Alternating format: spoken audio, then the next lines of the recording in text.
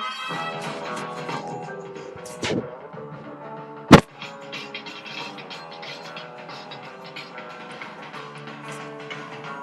everyone, Steve Rue here at Dude Central, downtown Phoenix.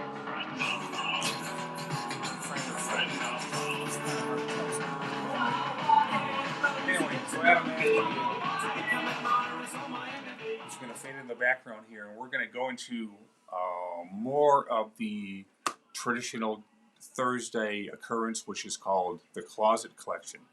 The Closet Collection is stuff that I have assembled over the years, which mostly consists of experiments, mostly failures, of which I've accumulated many. But so we have some of those we're going to introduce today on the Closet Collection. In the meantime, I've got some things I want to show you that I've been working on right here. I've been trying to get my animated TV show off the ground for a long time now. The Nexus animated TV show. It's something I've been obsessed with for going on decades now, and it takes a lot. People always ask, what does it take to get a TV show on the air? Well, it takes me and someone else. It takes someone else to say yes, who's in a position to, when they say yes, they mean yes. That means once we get the yes from the top dog, he's got to give me about $100 billion, and then we set up a production team of people, of animators, and all the people that have to come together to do a show. Doing comic books is a lot different. It can be a one-man job if you want it to be, and animation is really not. You're taking your life in your hands, even when you've got optimum conditions for a TV show, and in TV, conditions are rarely optimum. You basically are putting your life on the line.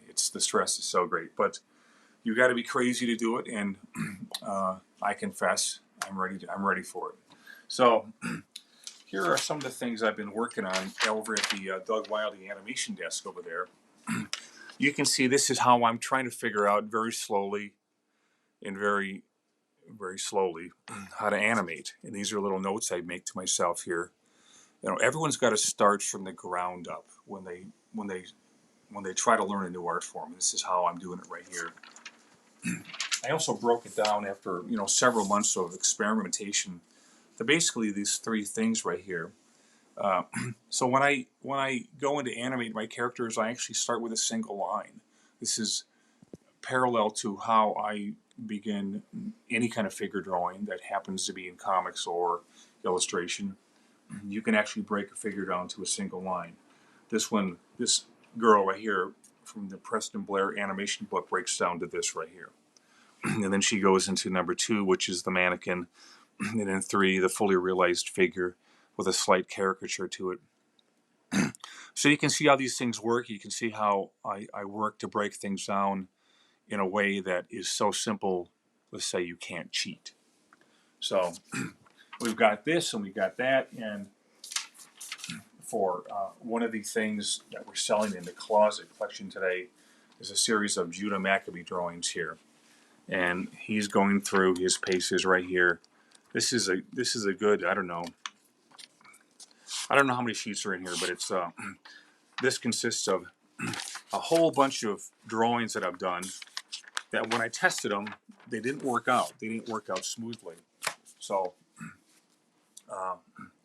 rather than just discard them, we're going to offer them for sale to someone out there that has an appreciation for someone trying to learn the art of animation from the ground up. So we have this right here.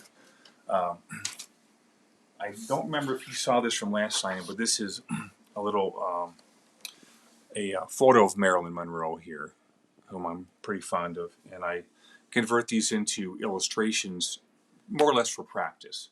So from here, this is what we've got going on with this one right here. It's still in an unfinished state, but I'm doing a lot of experimentation on here.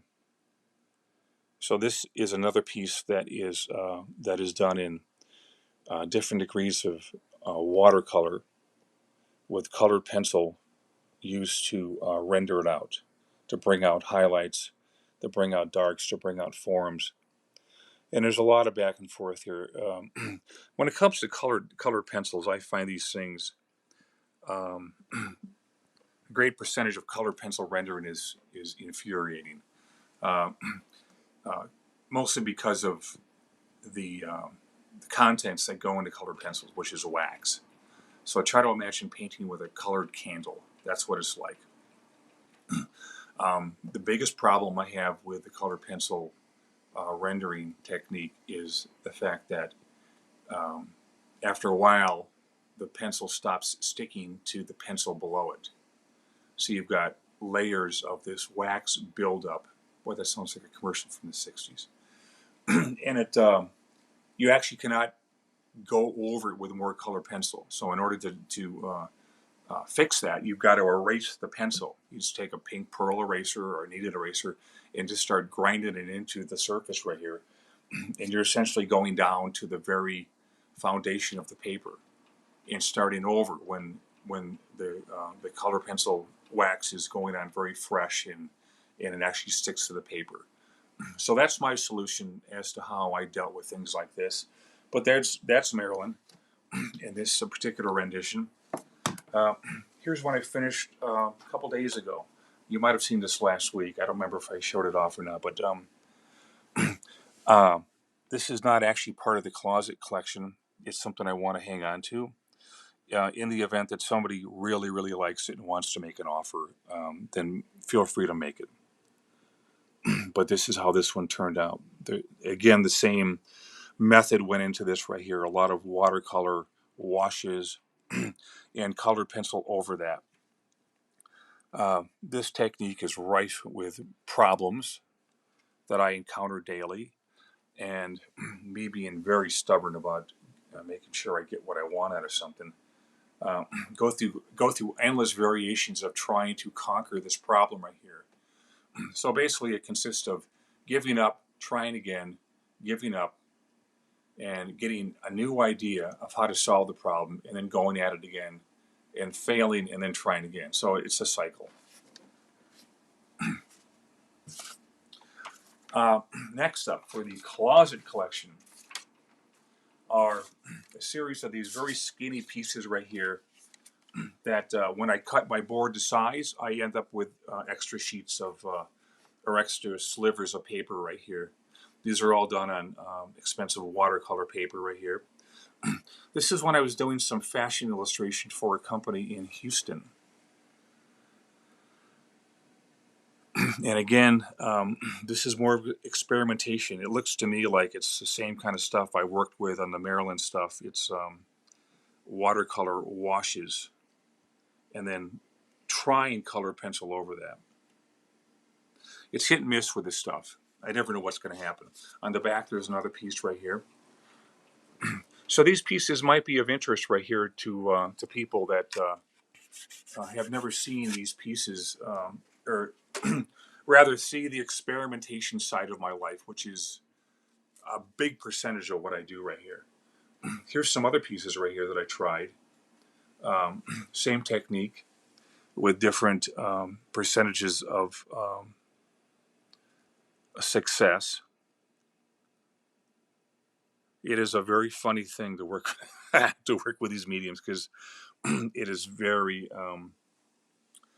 it's very the word I'm looking for is not coming to me. It's I already said hit and miss, so I can't use that again. It's up in the air as far as how if it's going to work out and be successful or not.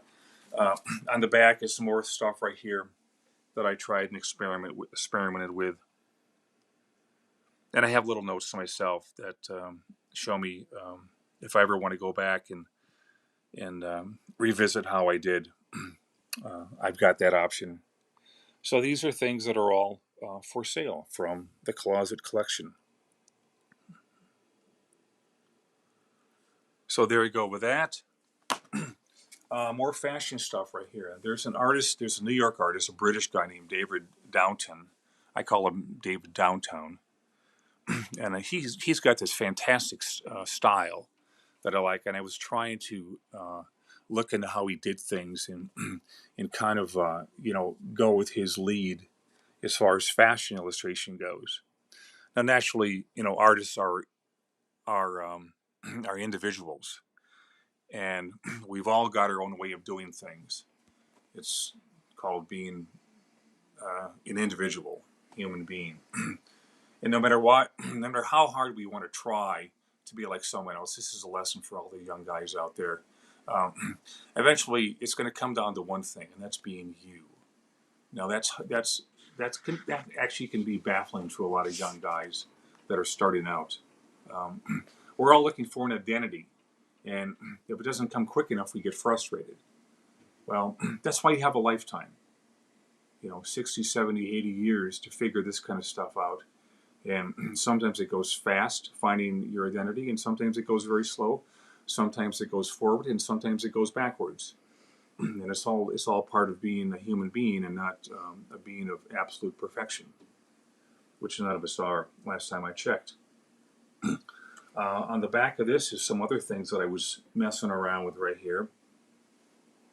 Again, more experimentations with either pastel pencils or the Prismacolor pencils or just watercolor, straight watercolor. I don't know why these things are occupy my life so much, but I just have this compulsion to experiment, especially nowadays. After you've achieved a certain level of success, and I just it's just like throw something against the wall, see if it sticks, and then if it doesn't, keep trying. And that's what occupies a lot of my time right there. There's a Stru right there from his Hellboy illustration. This is from a fine artist that I saw in a magazine that I'm converted into these mediums here. What do we have in the back here? Oh, we have the bunny from the Bunny Closet collection right here. This is from a guy named Harry Roundtree who did these delightful animal drawings back in I think the war years. And this is another same technique right here. This is watercolor washes and Prismacolor over it, trying to keep the graininess of the pencil to a minimum there. So I think this a lot of layers went on that. And if the layers stop sticking, I do what I mentioned earlier. I just erase down past the pencil to the original board and keep trying. So that's what occupies a lot of my life on top of working on the show, the Nexus show that is yet to be, and the Nexus comic books, which you can see I'm working on back here. This is called being stuck after the second panel right here. But this is how the pages start. I do the ones I know I can do. But there's this incredible robot that comes into the scene at page 19 for the Thune World book that we're doing. And I have to create this robot. Well, I know it has to be different. I know it has to be unique. I know what I've done before. I know what comes easy. I know what's cliche. I know what tends to come out of my head the easy way. Well, it can't be the easy way. It's got to be something that you look at and say, boy, I never would have thought he would have invented something like that. So there you go for the closet collection. I hope you find something of interest here. And we're going to get back to Adam Ant. And we're moving to Sundays. And Mr. Producer has just informed me in a very timely way that we are actually moving the closet collection broadcast to Sunday, which I assume is the same time, around probably 2 o'clock or noon. We'll get back to you on that. And thanks for joining us, and we'll see you next time for the closet collection. Take care.